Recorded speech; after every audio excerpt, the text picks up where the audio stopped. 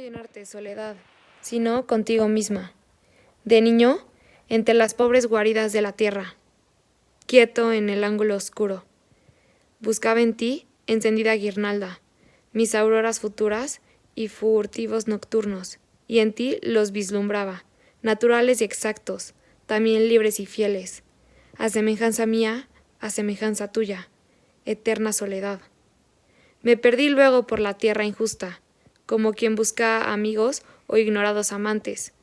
Diverso con el mundo, fui luz serena y anhelo desbocado, y en la lluvia sombría o en el sol evidente, quiero una verdad que a ti te traicionase, olvidando en mi afán, como las alas fugitivas su propia nube crean. Y al velarse a mis ojos, con nubes sobre nubes de otoño desbordado, la luz de aquellos días en ti misma entrevistos. Te negué por bien poco, pero menudos amores, ni ciertos ni fingidos, por quietas amistades de sillón y de gesto, por un nombre de reducida cola en un mundo fantasma, por los viejos placeres prohibidos, como los permitidos nauseabundos, útiles solamente para el elegante salón, susurrando en bocas de mentiras y palabras de hielo. Por ti me encuentra ahora el eco de la antigua persona que yo fui, que yo misma manché con aquellas juveniles traiciones. Por ti me encuentro ahora, constelando vallazgos, limpio de otro deseo. El sol, mi Dios, la noche rumorosa, la lluvia, intimidad de siempre. El bosque y su alentar pagano, el mar como su nombre hermoso. Y sobre todos ellos, cuerpo oscuro y esbelto, te encuentro a ti, tú, soledad tan mía. Y tú me das fuerza y debilidad. Como al ave cansaba los brazos de la piedra.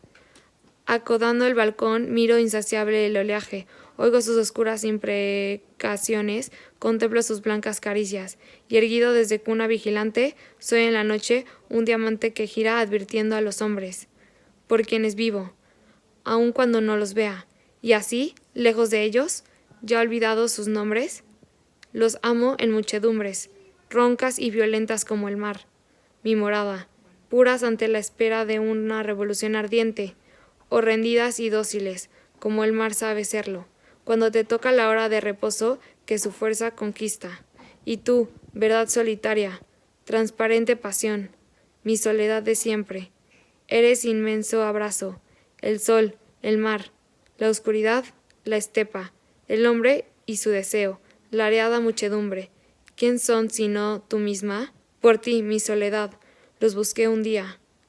En ti, mi soledad, los amo ahora.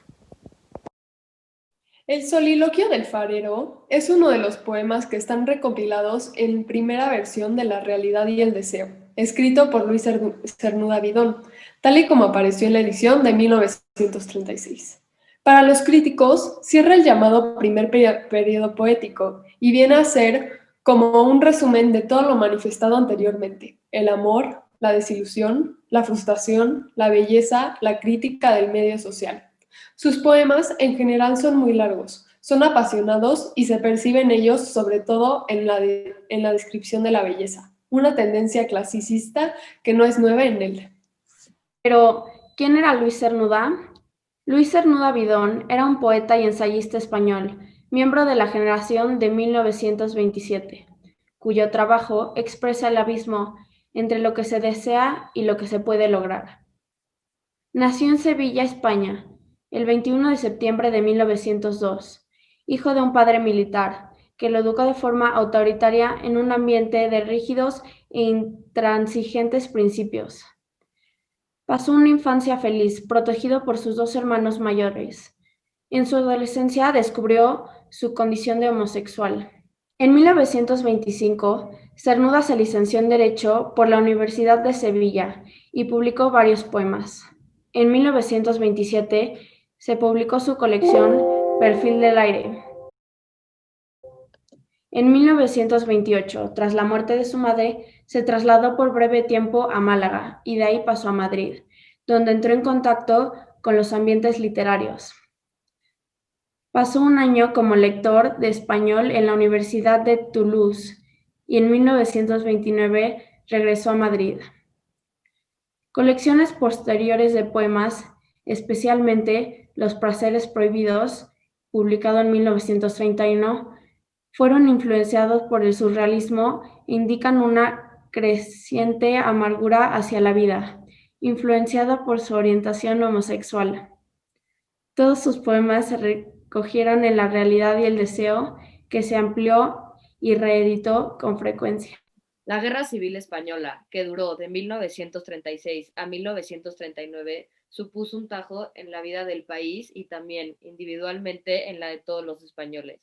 Muchos murieron en la contienda y como consecuencia de la misma o sufrieron daños y privaciones de todo tipo. Durante la Guerra Civil, Luis Cernuda participó en el Segundo Congreso de Intelectuales Antifascistas de Valencia.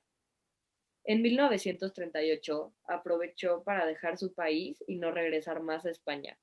Partidario de la República Española, Cernuda realizó una gira por Gran Bretaña en 1938 y tras la caída de la República se convirtió en profesor en Gran Bretaña.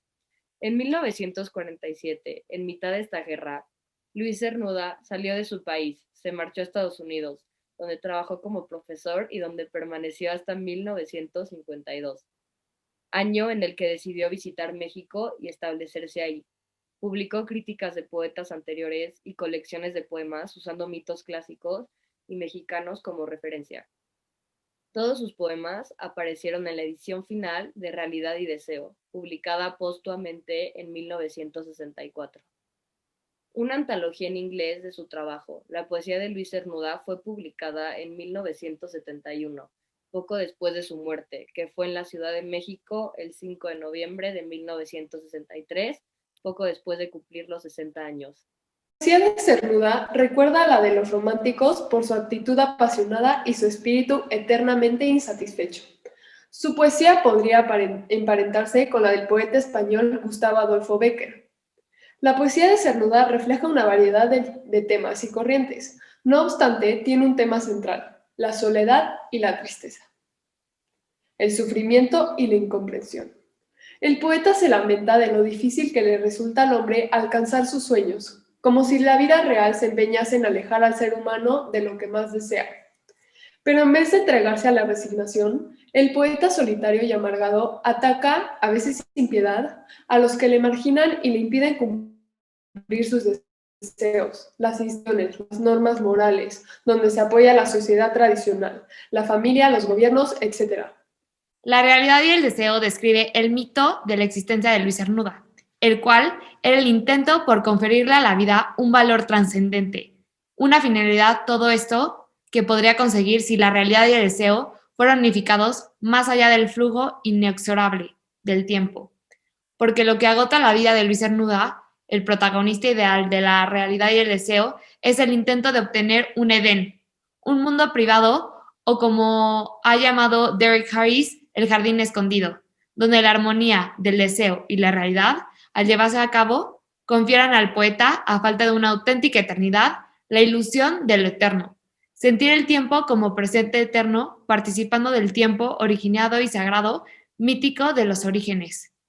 Libro que ha ejercido una gran influencia a las siguientes generaciones de poetas, publicado por primera vez, como ya dijo mi compañera, en 1936. Recogía en aquella edición los poemas escritos hasta el momento por el autor. Con el paso de los años y a través de sucesivas ediciones, Cernuda fue incorporando al volumen tanto poemas inéditos como libros sucesivos, publicados por separado. Según describió Octavio Paz, podría dividirse en 4 partes. Primero, la adolescencia, que fueron los años de aprendizaje en los que nos sorprende por su exquisita maestría. Después, la juventud, el gran momento en que se descubre a sí mismo y descubre la pasión, periodo al que debemos sus blasfemias más hermosas y sus mejores poemas de amor, amor al amor. Por último, la madurez, que se inicia como una contemplación de los poderes terrestres y termina en una meditación sobre las obras humanas. Y el final, ya en el límite de la vejez, la mirada más precisa y reflexiva, la voz más real y amarga. Este volumen incluye la historia de un libro, en el que Cernuda describe las experiencias que contribuyeron a su creación poética, aportación de lo inestable valor para la cabal comprensión de su obra. La realidad del deseo expresa la esencia del humano, y en el que el dolor callado, la nostalgia por la belleza perdida y la melancolía se mezclan con la rebeldía contra una realidad que mata el deseo. El mundo de hoy se ha visto obligado a tomar medidas de aislamiento ante la situación del COVID-19. Como resultado, alumnos han tenido que llevar su aula de clases a casa, así como empleados se han visto obligados a modificar su forma de trabajo junto a aquellos que fueron forzados a abandonarlos. Las reuniones familiares se han visto canceladas, tanto como fiestas con amigos pospuestas, hasta el día en el que no estemos vulnerables al virus, llevando a mucha gente a la depresión, creando nostalgia de aquellos eventos que nosotros veíamos cotidianos y hoy en día vemos lejanos. En las generaciones jóvenes, esto ha despertado una rebeldía en cuanto a romper el aislamiento en contra de la voluntad de sus padres y del gobierno, exponiendo a todos aquellos que los rodean. Todo esto solo para terminar la búsqueda del deseo de la normalidad.